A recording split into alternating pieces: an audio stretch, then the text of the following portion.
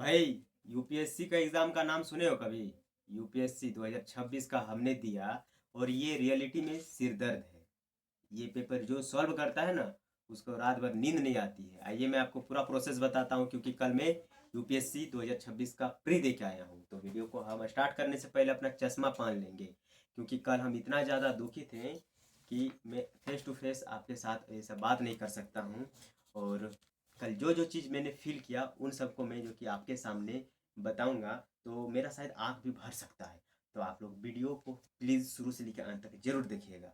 मैंने आप लोगों के लिए कुछ स्क्रिप्ट भी चैट जीपीटी से मांगा कि हमें एक स्क्रिप्ट दीजिए ताकि मैं वीडियो बना पाऊँ। यूपीएससी 2026 का जो प्री एग्ज़ाम हुआ उसमें क्वेश्चन का लेवल क्या था, इसलिए हमें एक वो बना के दिया स्क्रिप्ट। लेकिन हम इस स्क्रिप्ट को नहीं पढ़ेंगे, जो रियलिटी में हम वहाँ फील किए, जो चीज़ हमने एग्ज़ाम सेंटर में देखा, वो चीज़ मैं आज आपको बताने वाला हूँ। तो वीडियो को आप लोग शुरू से लेकर अंत तक जरूर देखिएगा। अगर आप यूपीएससी 2027 का 28 का या कभी भी यूपीएससी का एग्ज़ाम देने जाएंगे या फिर प्रिपरेशन कर रहे हैं, तो भाई यूपीएससी बच्चों का खेल नहीं है। इसका एक एक जो प्रश्न है ना, आपको सोचने के लिए मजबूर कर देगा कि इसको हम ओएमआर पर टिक मारे या ना मारे। अगर आप किसी प्रकार अगर प्रश्न को भी पढ़ लिए तो ऑप्शन आपको पढ़ने में मिनटों लग सकता है।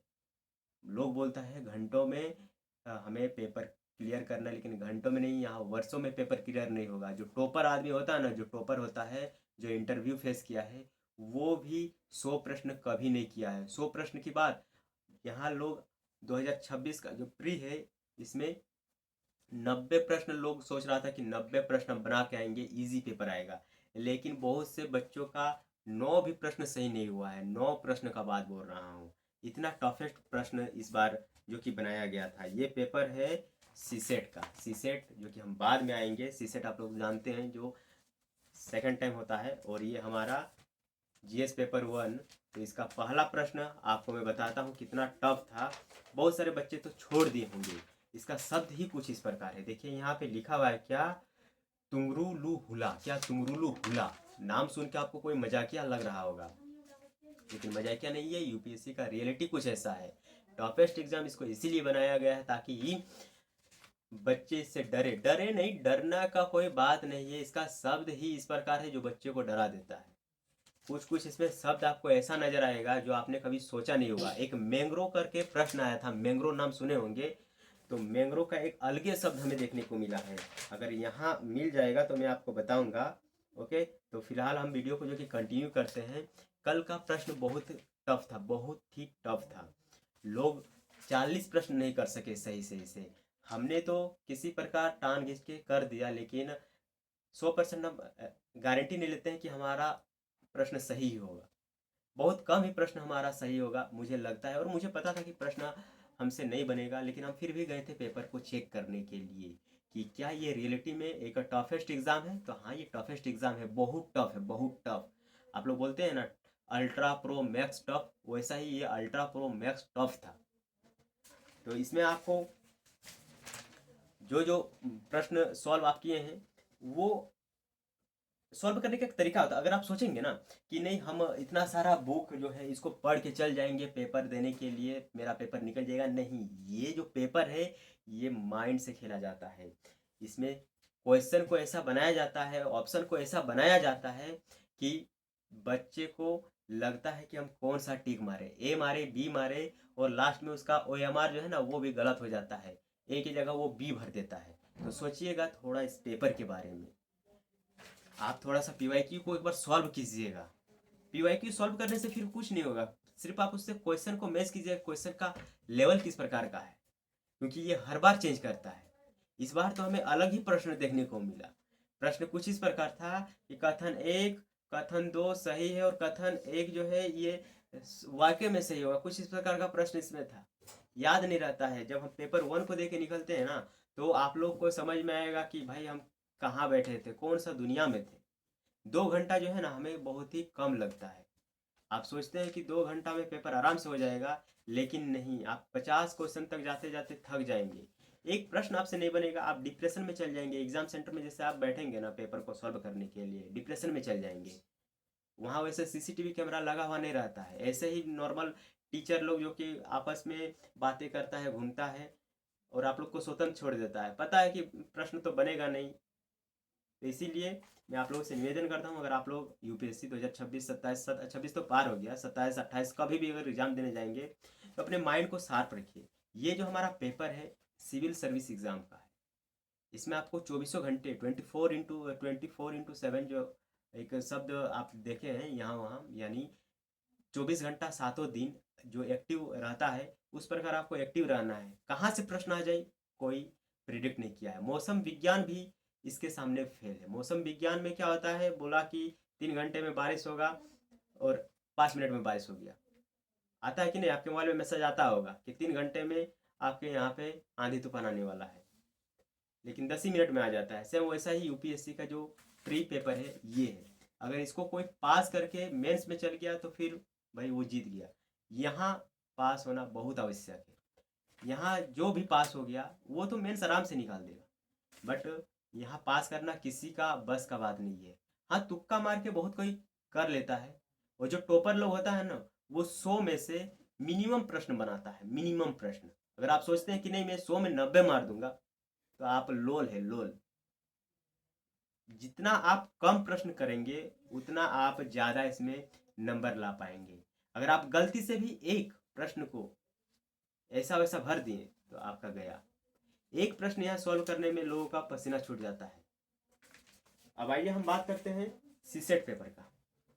सीसेट पेपर में बताया गया है कि इसमें जो मैथ है ना, ये 10th लेवल का है। 10th माने जानते हैं 10वीं पास वाले का, लेकिन 10वीं पास में ऐसा प्रश्न हम लोग कभी पढ़े ही नहीं है। इसका मैथ का क्वेश्चन आप लोग देखिएगा ना, सिर्फ 1 2 3 4 5 6 10 तक है वर्ड सब, उससे ज़्यादा आपको मिलेगा नहीं, लेकिन भाई वो भी नहीं हो पाता है।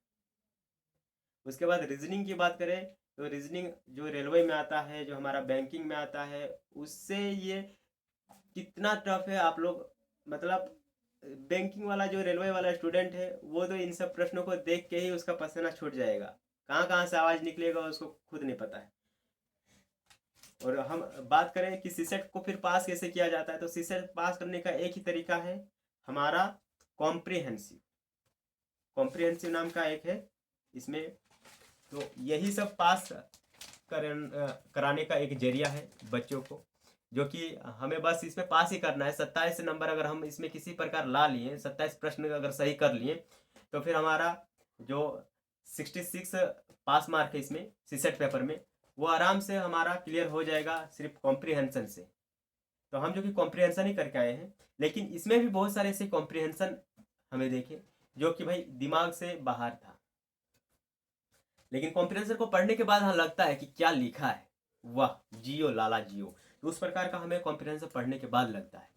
अगर आपको पढ़ना है कॉम्प्रिहेंशन तो एक बार पढ़ के देख लीजिएगा, कितना सरल शब्दों का यूज़ किया है। लेकिन सरल शब्द तो कॉम्प्रिहेंशन में यूज़ किया है, लेकिन उसका ऑप्शन जो है ना, ये माथा पेची करने वाला है। ऑप्शन को पढ़ने के बाद आपको लगेगा यार हम काहे 3 मिनट इसमें समय दिए, इससे अच्छा तो हम मैथ कर लेते। लेकिन जब आप मैथ में जाएंगे तो आपको पता चलेगा हम क्यों ना कॉम्प्रिहेंशन को ही किए। तो इसी प्रकार आपका जो कि टाइम बर्बाद हो जाएगा, 2 घंटा आपको लगेगा कि यार क्या था, मतलब शब्द ही नहीं है कहने के लिए। ओके, उसके बाद हम बात करें तो इसमें मैथ, रीजनिंग और कॉम्प्रिहेंशन, यही 3 को हमें देखने को मिलता है। डीआई तो इस बार हमें जो कि नहीं देखने को मिला, डीआई जो था वो इसमें नहीं देखने को मिला। ओके, और देख सकते हैं ये एक ही प्रश्न है, एक प्रश्न यहाँ से यहाँ तक एक ही प्रश्न है, एक पेज एक प्रश्न। वो हमारा सीबीटी एग्जाम नहीं है कि भाई हो गया टिक मार दिए हो गया, नहीं। इसमें आपको प्रॉपर पढ़ना पड़ेगा क्वेश्चन को, उसके बाद फिर ऑप्शन को पढ़ना पड़ेगा, फिर ऑप्शन को पढ़ने के बाद आपको गोल गोल करना है, घुमाना है उंगली को। तो समझ सकते हैं कितना टफेस्ट एग्जाम ये रहता है। ओके, मुझे लगता है कि 8 मिनट हो गया होगा, और 8 मिनट हो गया तो क्या ही कहेंगे। लेकिन एक ही आप लोगों से मैं जो कि कहना चाहूँगा, अगर आप लोग एग्ज़ाम देने जा रहे हैं कभी भी, तो भाई आप लोग 24x7 एकदम एक्टिव रहिएगा। कहाँ से प्रश्न आ जाएगा कोई कहने का यहाँ सवाल ही नहीं उठता है, कहाँ से दे देगा। और हम चाहते थे कि एक बार पेपर को दे के आएंगे, और हम जो कि 6 महीना से पढ़े थे, एकदम बिल्कुल नहीं, 6 महीना एकदम छुए थे नहीं। ये किताब सब धूल जम गया है, मैं आपको दिखाता हूँ, धूल जम गया होगा, देखिए धूल जम गया है, धूल जम गया पूरा एकदम, छूते नहीं है। तो अभी जो कि हम नहीं पढ़ते, पता है कि किताबों से ये एग्ज़ाम निकलने वाला नहीं है, किताबों से कुछ होगा ही नहीं। ऐसा ऐसा प्रश्न बोल देगा। साइंस का कुछ ऐसा प्रश्न है जो कि क्या ही कहेंगे, छोड़िए, आप लोग पेपर पेपर देख लीजिएगा। मेरे हिसाब से तो टफेस्ट था और टफेस्ट हमेशा ही रहेगा। और एक बार आप लोग कमेंट करके बताइएगा कि आप लोग का पेपर कैसा गया, अगर आप लोग कल एग्ज़ाम दिए थे तो।